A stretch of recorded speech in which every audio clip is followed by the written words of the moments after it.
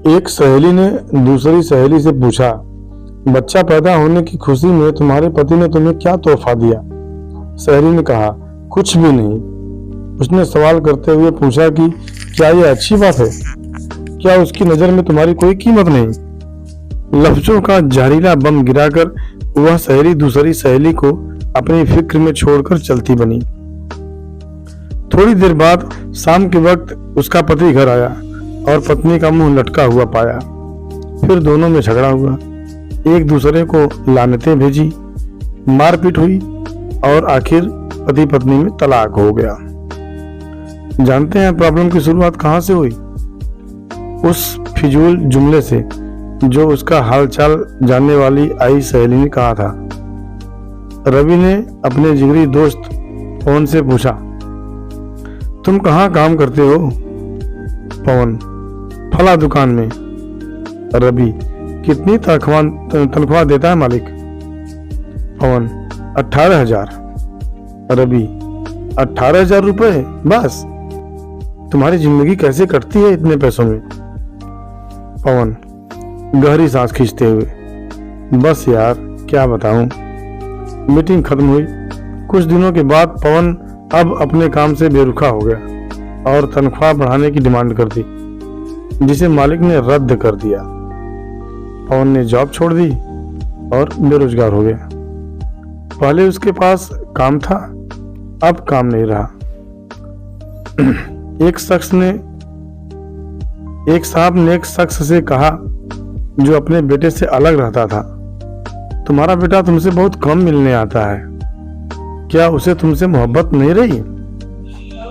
बाप ने कहा, बेटा ज्यादा व्यस्त रहता है, उसका काम का शेड्यूल बहुत सख्त है, उसके बीवी बच्चे हैं, उसे बहुत कम वक्त मिलता है।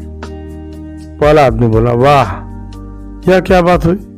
तुमने उसे पाला पोसा, उसकी हर ख्वाहिश पूरी की, अब उसको बुढ़ापे में व्यस्तता की वजह से मिलने का वक्त नहीं मिलता है, तो यह ना मिलने का बहाना है।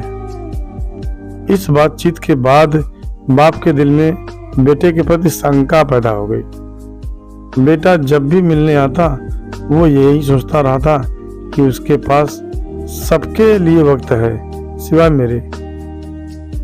याद रखिए, जुबान से निकले शब्द दूसरे पर बड़ा गहरा असर डाल देते हैं। बेशक कुछ लोगों की जुबानों से शैतानी बोल निकलते हैं। हमारी रोजमर्रा की जिंदगी में बहुत से सवाल हमें बहुत मासूम लगते हैं, जैसे तुमने यह क्यों नहीं खरीदा? तुम्हारे पास यह क्यों नहीं है? तुम इस शख्स के साथ पूरी जिंदगी कैसे चल सकती हो? तुम उसे कैसे मान सकते हो?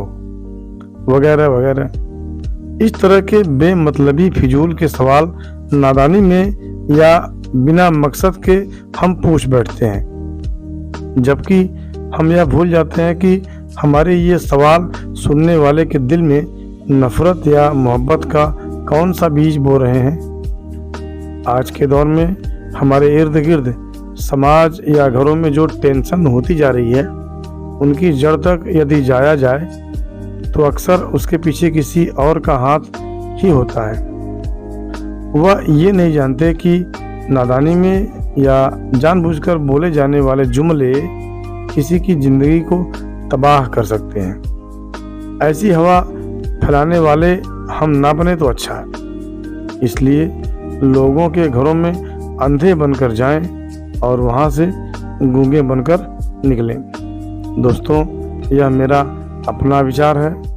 आपकी क्या राय है कमेंट बॉक्स में ज़रूर लिखिए, और यदि बात समझ में आई हो तो चैनल को लाइक एवं सब्सक्राइब करके दोस्तों में शेयर जरूर करें। धन्यवाद।